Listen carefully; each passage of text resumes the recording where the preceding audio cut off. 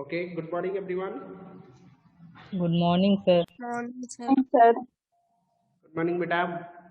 आपका chapter number 3 जो हम लोगों ने इससे पहले जो रीडिंग प्रोसेस हुआ था उसमें वेस्ट वाटर स्टोरी आपका चैप्टर नंबर 18 है। हमने पेज नंबर 1 एंड 2 ये आपका रीड किया गया था। आज हमें पेज नंबर 3 से स्टार्ट करना है, ठीक है, जिसमें हम एक्टिविटी 18.3 यही डिस्कस करना था।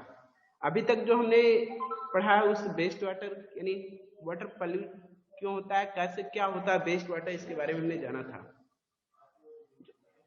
वेस्ट वाटर वो वाटर होता है जो आफ्टर यूज हमारे द्वारा जो ह्यूमन एक्टिविटीज के द्वारा जो वाटर रिलीज होता है, ठीक है, और उस वाटर का हम रीयूज नहीं कर पाते, उसे वेस्ट वाटर कहते हैं, ठीक है। तो आपने जाना इसमें कई सारे इम्प्योरिटीज मिक्स हो जाते हैं आफ्टर यूज। आप जानते हो जब हम यूज करते हो तो यूज के बाद उस वाटर में कई सारे इम्प्योरिटीज मिक्स हो जाते हैं, सस्पेंड हो जाते हैं, that be called waste water, ठीक है, या that be called pollute water, यानी वो क्या हो जाता है, प्रदूषित जल हो जाता है। सही है ना। और यस सर। आप जानते हो हमारे अर्थ पे कहने के लिए तो 71% यानी कि 71% पानी है, लेकिन हम केवल उसमें से 1% हमारे लिए यूजेबल होता है। कितना? ओनली 1%, है ना। उस 1% यस सर। में भी कई सारे तरीके से मतलब जो फ्रेश वाटर है हमारे लिए जो यूजेबल होता है, उसमें भी कई सारे पार्टीशन है जिसका हम डायरेक्ट यूज नहीं कर सकते, जैसे ग्लेशियर्स हैं, ठीक है, कई सारे वाटर बॉडीज हैं जिनका हम डायरेक्ट यूज नहीं कर सकते। हम generally land water surface water का कम यूज करते हैं, हम अंडरग्राउंड वाटर का ज्यादा यूज करते हैं for drinking and other purposes. तो हमें क्या करना चाहिए, वाटर को वेस्ट नहीं करना चाहिए, वाटर को, because water is our life line, such as forest is our life line, water is also our life line, ठीक है। आप जानते हो जल भी हमारी जीवन रेखा है, जल है तो जीवन है, ठीक है। इन्होंने कहा yes sir. What is sewage. देखिए सीवेज क्या होता है, सीवेज होता है, sewage is waste water release by home industries, यानी जितने भी वेस्ट तरह के वेस्ट वाटर होते हैं वो चाहे घरों से, हॉस्पिटल से या इंडस्ट्रीज से या अदर यूजर्स के द्वारा जो रिलीज होता है उसे हम सीवेज वाटर बोलते हैं, यानी वेस्ट वाटर होता है, ठीक है। इसमें कई सारे इम्प्योरिटीज मिक्स होते हैं, ठीक है, सस्पेंड होते हैं। Most of it water which has dissolved and suspended impurities. Current sewage is a liquid waste. Most of it is water which has dissolved and suspended impurities. तो ठीक है, इसमें बस कई टाइप्स के इम्प्योरिटीज मिक्स होते हैं। वो इम्प्योरिटीज क्या क्या हो सकते हैं इन्होंने बताया इसके बारे में। देखिए इम्प्योरिटीज के बारे में बता रहे थे ऑर्गेनिक। देखिए दीज इंक्लूड द फॉलोइंग, उस वो जो इम्प्योरिटीज यानी अशुद्धियां क्या क्या मिक्स हो सकती हैं, उसमें क्या क्या टर्म्स होते हैं। First one is organic impurities. Organic मतलब जितने भी जैविक अशुद्धियां हैं वो किसी भी जीव के पार्ट हो, चाहे किसी भी जीव के रिमेन्स होते हैं, ठीक है, उसे हम ऑर्गेनिक इम्प्योरिटीज बोलते हैं, वो चाहे प्लांट्स रिमेन्स हो या एनिमल्स रिमेन्स हो, ठीक है। ह्यूमन फीसेस की बात कर लें, एनिमल वेस्ट की बात कर लें, ये सब क्या होते हैं, ऑर्गेनिक इम्प्योरिटीज में आते हैं। आई होप इतना क्लियर हो गया होगा। Yes sir. Second one is, इसके अलावा oil, urea, pesticide, herbicides, fruit and vegetable waste ETC, ये सारे ऑर्गेनिक इम्प्योरिटीज हैं जो सस्पेंडेड होते हैं इन दैट लिक्विड, यानी जो हमारे द्वारा रिलीज किया जाता है आफ्टर यूज वो वेस्ट वाटर में, ये सारे इम्प्योरिटीज मिक्स हो सकते हैं, ठीक है, सस्पेंड हो सकते हैं। इनऑर्गेनिक इम्प्योरिटीज में बात कर रहे हैं sir. Next point is inorganic impurities. भाई अकार्बनिक अशुद्धियां या अजैविक अशुद्धियां की बात कर लें तो क्या होते हैं, नाइट्रेट जितने कई सारे केमिकल होते हैं, ठीक है, उनकी बात कर रहे हैं। जैसे इसमें नाइट्रेट्स है, फॉस्फेट्स है, मेटल्स है, ये क्या है, इनऑर्गेनिक इम्प्योरिटीज, ठीक है। बात आती है न्यूट्रिएंट्स भी, कई सारे न्यूट्रिएंट्स सस्पेंडेड होते हैं वाटर में, आप जानते हो, जिसमें फास्फोरस एंड नाइट्रोजन ये मेन्स है, ठीक है, जो हमारे लिए मस्ट भी होते हैं, बट ये प्रकार की इम्प्योरिटीज ही कह सकते हैं, क्योंकि ये वाटर, अगर फ्रेश वाटर की बात करें तो उसमें कुछ और कुछ मिक्स नहीं होना चाहिए ना। फ्रेश वाटर की बात करें तो उसमें कुछ मिक्स नहीं होना चाहिए, लेकिन ये सारी चीजें मिक्स होती हैं, ठीक है, उसमें सस्पेंड होती हैं। बैक्टीरिया की बात कर रहे हैं sir, such as vibrio cholerae which causes cholera and salmonella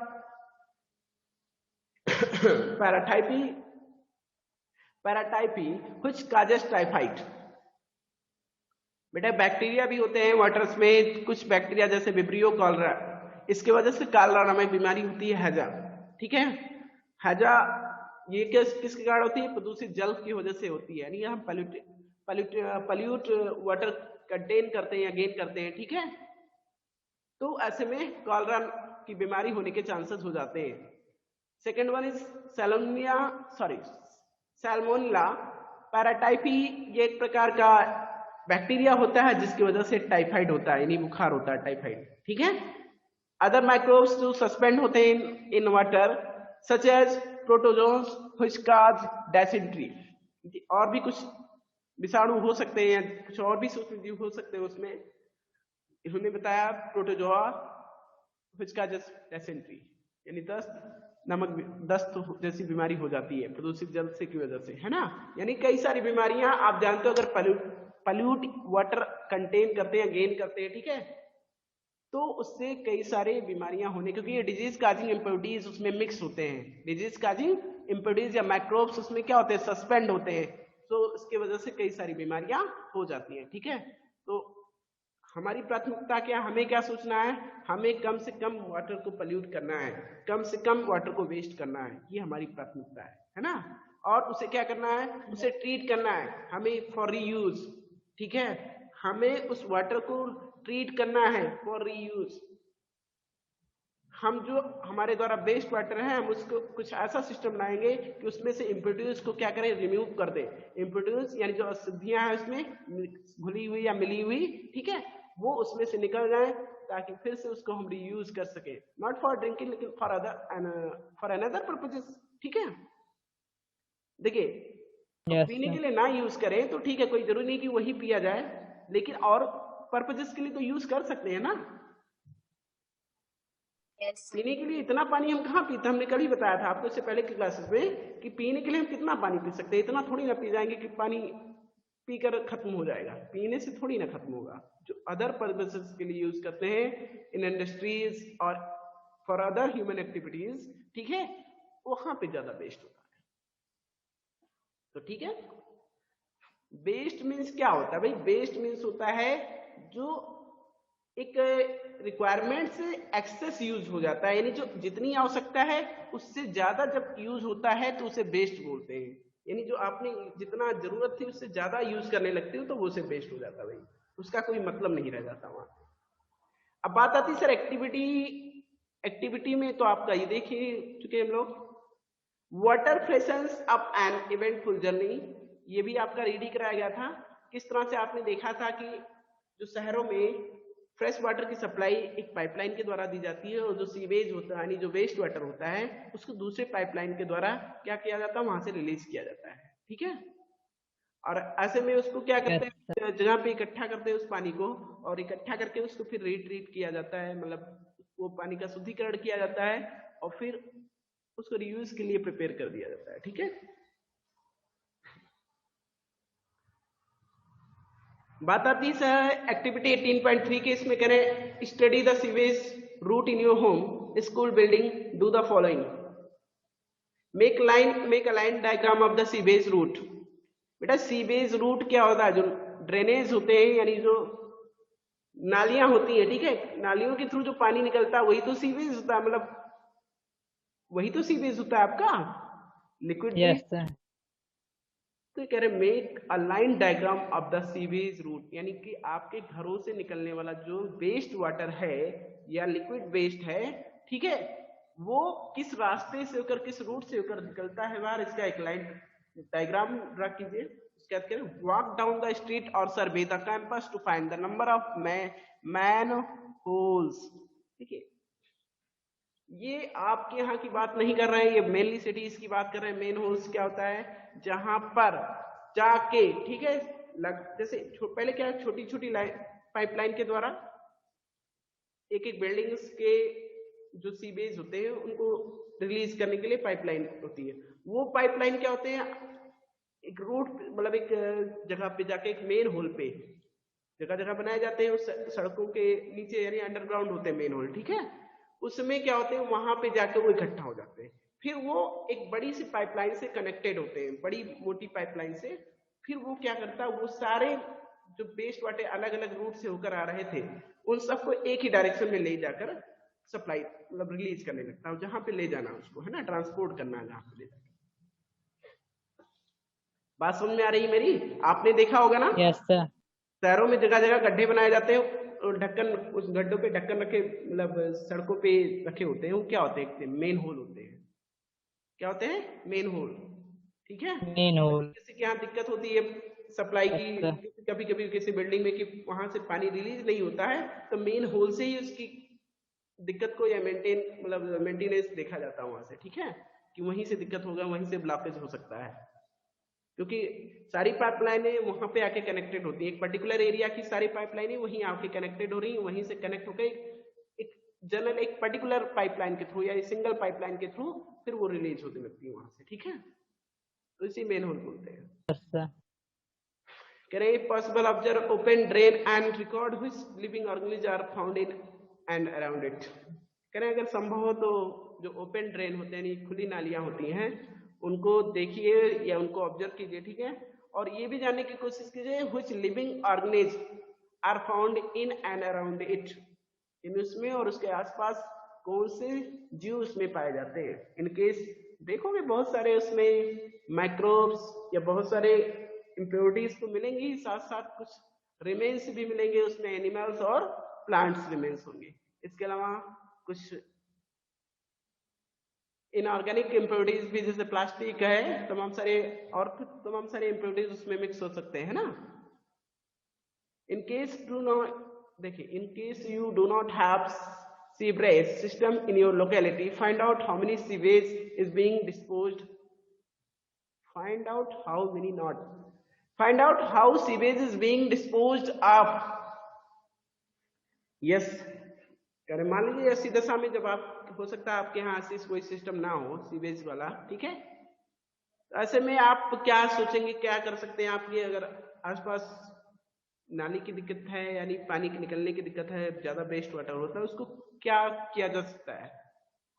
भाई हम क्या करेंगे, देखिए, हम अपने पर्टिकुलर अपने होम की बात कर रहे हैं, हम लोग अपने होम के कैसे इसको सिस्टम सेट करेंगे, कैसा इसको मैनेज करेंगे, जो ड्रेनेज यानी लिक्विड वेस्ट होगा वो कैसे मैनेज करें। ऐसा करें, हम अपनी नालियों को ऐसी दिशा में रखें, ठीक है, जहां पे हमारे पेड़ पौधे हों, हमने कुछ फूल सब्जियां उगा रहे हो, ऐसा हो सकता है हमारे घर के आसपास कोई ऐसा स्पेस हो जहाँ पे थोड़ा खाली स्थान हो, तो वहां फूल सब्जी उगा रहे हो, तो ऐसे में उसका डायरेक्शन यानी जो ड्रेनेज का डायरेक्शन है उसी तरफ टेंड कर दिया जाए, है ना, पानी वहां जाती रहे, तो क्या होगा, उन पौधों को, उन पेड़ों को भी पानी मिलता रहेगा, वही पानी, तो इससे कम वेस्ट होगा, है ना, नहीं तो हमें अलग से पानी देना पड़ेगा। और एक चीज हम सेंसरली यूज करें, सबसे बड़ी चीज ये है, पानी का हम जब भी यूज करें सेंसरली यूज करें, हमें ऐसे में नहीं केवल बहते रहना चाहिए, मतलब हम कभी कभी क्या होता है, मान लीजिए हम ब्रश कर रहे होते हैं तो टैप ऑन कर देते हैं, बात कर रहे हैं तो टैप ऑन करके चलने देते हैं, तो ये गलत बात है, हमें सेंसरली यूज करना है, वेस्ट नहीं होने देना पानी को, ठीक है। चलिए, yes treatment sir. Polluted water अब कैसे ट्रीट किया जाता है, कई सारे इसमें सब्सटेंसेस को सस्पेंड करके या इसके जो इम्प्योरिटीज को रिमूव करने के लिए दूसरे केमिकल सब्सटेंसेस का यूज किया जाता है, उसको हम देखते हैं, या और भी तरीके हैं।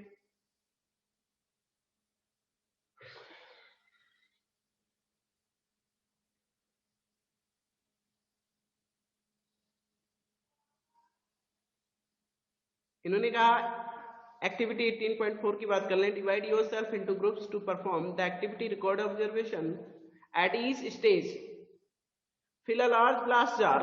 देखिए, इसको करने के लिए उन्होंने कहा सबसे पहले अपने आप को कई सारे ग्रुप में बांट लीजिए, उसके बाद क्या करेंगे, fill a large glass jar 3/4 full of water, add some dirty organic matter such as grass, peas or orange peels, a small amount of detergent and a few drops of an ink or any color।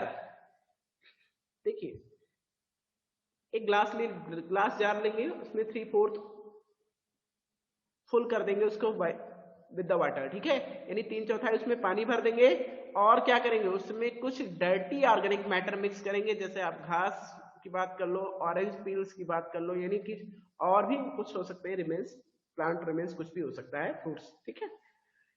Uh small amount of detergent, या आप कह सकते हैं sir small amount of detergent mix कर दें थोड़ा सा उसमें, फ्यू ड्रॉप्स ऑफ इंक, थोड़ी सी स्याही मिक्स कर दें, एनी कलर, कुछ भी रंग मिला दो, कुछ भी थोड़ा बहुत, ठीक है, यानी पूरी तरह से इम्प्योर कर देना उसको, पूरी तरह से क्या कर देना उस वाटर को इम्प्योर कर देना, क्योंकि उसमें आपने कई सारी इम्प्योरिटीज मिक्स की है।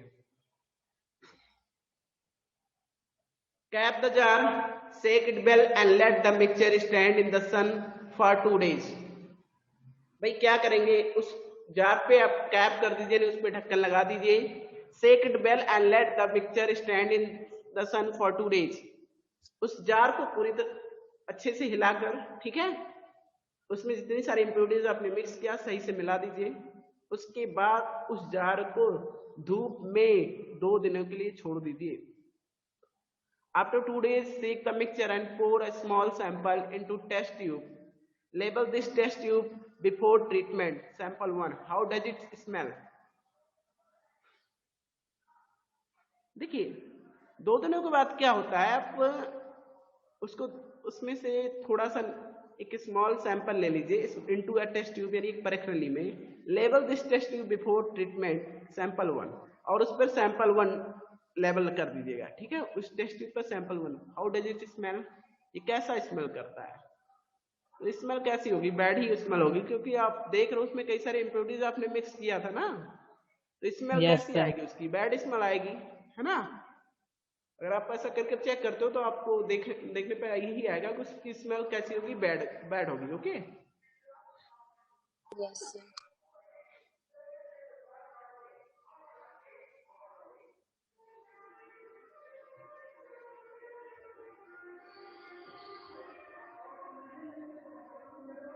ठीक है, तो हम क्या कर रहे थे, use an aerator from an aquarium to bubble air through the sample in the glass jar, allow several hours for aeration, leave the aerator attached overnight. If do not have an aerator, use a mechanical stirrer or a mixer. You have to stir it several times. देखिए aerator मतलब क्या है, जो हवा अंदर supply कर सके, एक प्रकार का ऐसा सिस्टम जिससे हवा अंदर डाली जा सके। आप क्या करना है, उस टेस्ट ट्यूब से एक एरेटर जो कनेक्ट कर देना है, जिससे फूंक मारकर या किसी भी तरीके से उसमें हवा अंदर जाए। हवा जाएगी तो क्या करेगी, उसमें वो अपने लिए स्पेस ढूंढेगी, तो जितने वाटर पार्टिकल्स होंगे उनको डिस्प्लेस करेगी, यानी कि इधर उधर फैलाएगी, तो फैलाने पर क्या होगा, मिक्स हो जाएगा, है ना, स्टिर होने लगेगा। अब देखिए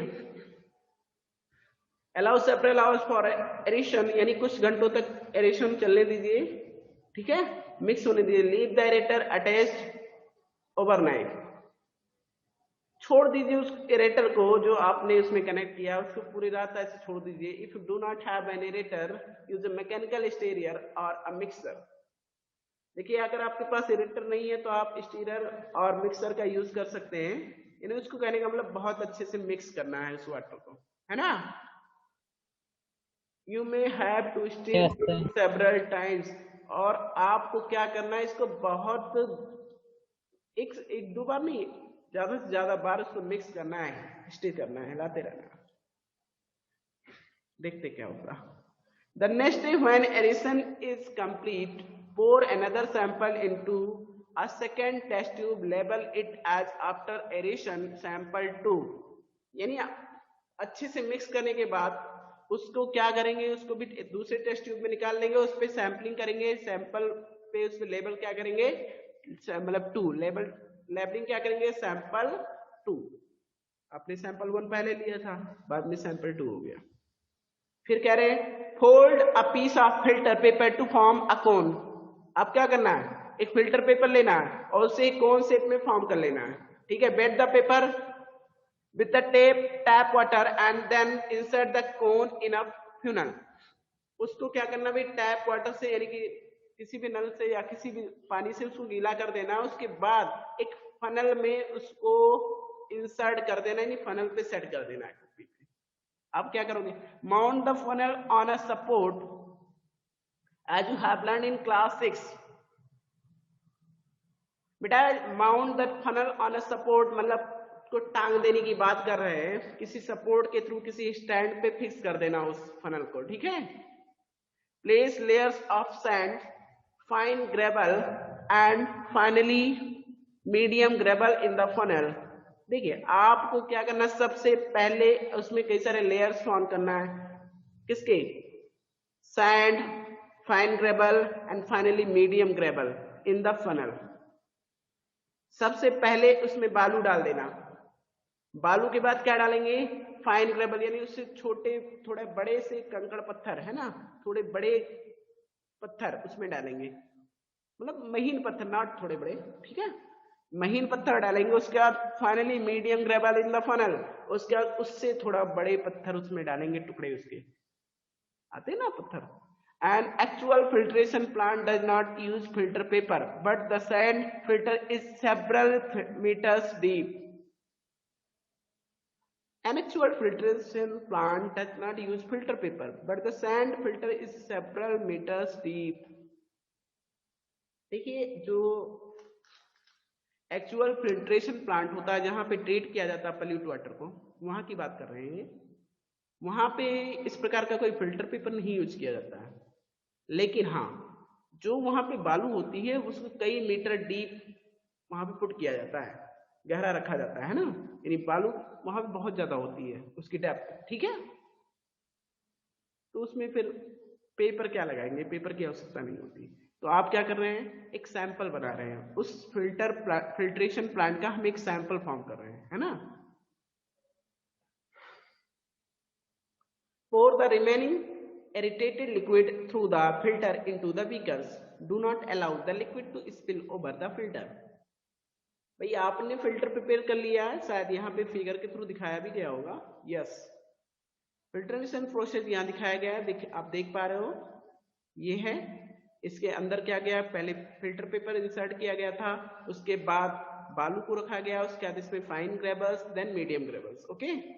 इसमें क्या किया गया, जो आपने एरेटेड वाटर लिया था, यानी जिसको बहुत ज्यादा आपने मिक्स करके, बहुत ज्यादा मिक्स किया था या बहुत ज्यादा स्टिर करके, ठीक है, रखा है, उस वाटर को अब इसमें धीरे धीरे करके पोर करते हैं। पोर करने पे क्या होता है, if the filtrated liquid is not clear, filter it is a few times till you get clear water. Pour a sample of that filtrated water into third test tube labeled filtered sample 3. चलिए कहने का मतलब क्या भाई, इन्होंने कहा अगर आप यहाँ से इस इरिटेटेड वाटर को, यानी जो सेकेंड सैंपल का वाटर है, इसमें पोर करते हैं, ठीक है, रिमेनिंग इरिटेटेड वाटर को, रिमेनिंग इरिटेटेड वाटर मतलब जो आपने सैंपल 2 बनाया था, जिसको लेवल किया था सैंपल 2, उसको छोड़कर जो ग्लास जार में बचा हुआ उस वाटर की बात कर रहे हैं, है ना। Yes sir.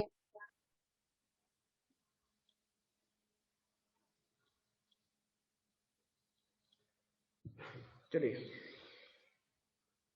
पोर अनदर सैंपल, देखिए इसमें फिर क्या करें, आप पोर करते हो तो अगर ऐसे में स्थिति में हो सकता है एक बार पोर करने पे आपको फिल्टर करने के बाद हो सकता है प्योर वाटर ना फॉर्म हो, तो ऐसे में आप इसको, इस प्रोसेस को रिपीट कर सकते हैं, ठीक है, यानी इसको कई बार पोर कर सकते हैं। उसी वाटर को जो आपने पोर करके रिमेन्स किया यहाँ पे फिल्टर होकर निकल रहा है, उस वाटर को फिर से पोर उसमें फिल्टर किया जा सकता है इस फिल्ट्रेशन प्रोसेस के थ्रू, ठीक है। देन आफ्टर क्या करेंगे, pour another sample of the filtrate, और जो प्योरीफाई हो जाएगा तब आप इसको एक तीसरी टेस्ट ट्यूब में डालेंगे इस वाटर को, और वहां पे लेबल करेंगे sample 3, sample 3, okay. Pour another sample of the filtrated water into a fourth test tube and अब क्या करें भैया, pour another sample of the filtrated water into a fourth test tube, add a small piece of chlorine tablet. अब एक चौथा test tube लेना है, उसमें करना क्या है, उस टेस्ट ट्यूब में क्लोरीन के कुछ टैबलेट भी डाल देना है, क्लोरीन, ये क्या करता है, वाटर को फिल्टर करने का काम करता है, क्लोरिनेटेड होता है। Label the test tube chlorinated sample 4। आप उस पर क्या करेंगे, क्लोरिनेटेड सैंपल 4 उस पर लेबलिंग करेंगे, उस टेस्ट ट्यूब 4 पे। Observe carefully the samples in all the test tubes, do not taste, just smell them. बेटा जी कह रहे हैं टेस्ट नहीं करना, स्वाद मत लेने लगना कि कैसा है किसका टेस्ट, है ना। डू नॉट टेस्ट, वो टेस्ट की बात नहीं, स्वाद लेने की बात कर रहे हैं। जस्ट स्मेल देम, केवल आपको स्मेल करना है, लेकिन ये भी नहीं स्मेल ही करते रहो, है ना, मतलब देखना है कैसे किसका स्मेल आ रहा है। Now answer the following questions. बेटा जी आपने किया होगा तो चीजों को समझने करने के बाद या पढ़ने के बाद चीजें समझ में आएंगी, तो इन क्वेश्चंस के आंसर दे सकते हैं। देखिए इस एक्टिविटी को करेंगे तो सारी चीजें क्लियर हो जाएंगी।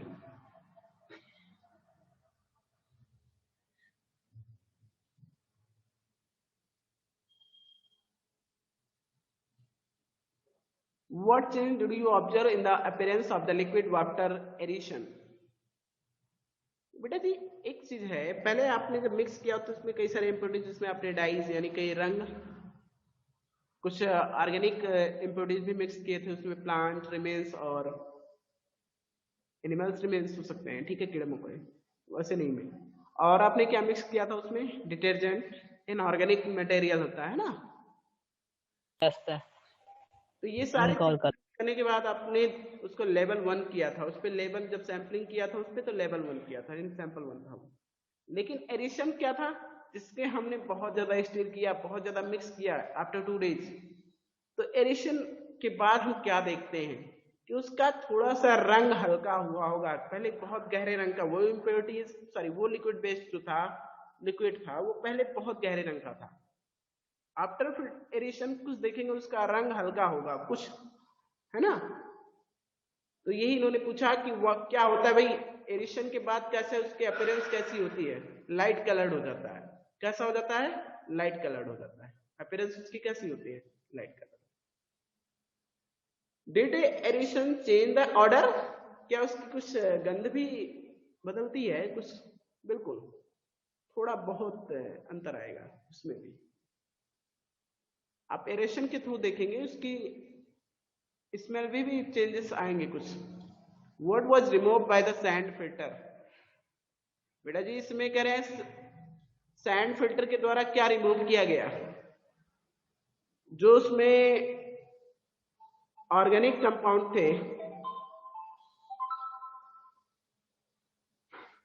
जो उसमें ऑर्गेनिक कंपाउंड थे,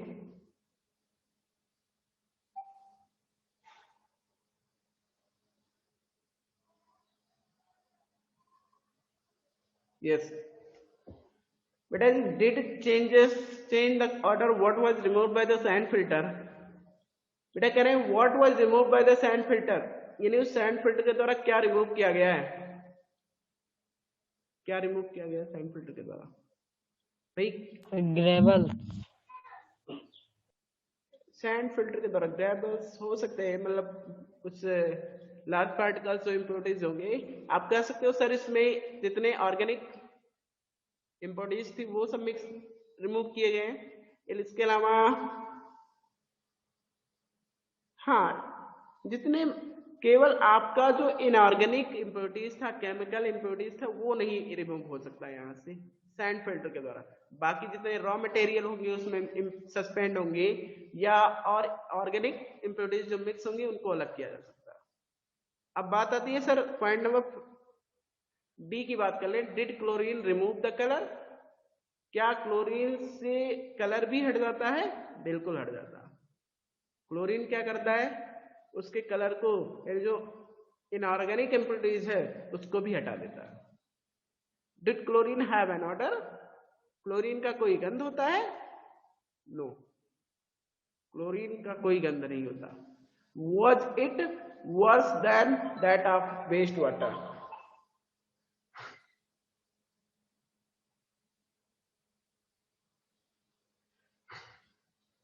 ठीक है। Yes sir.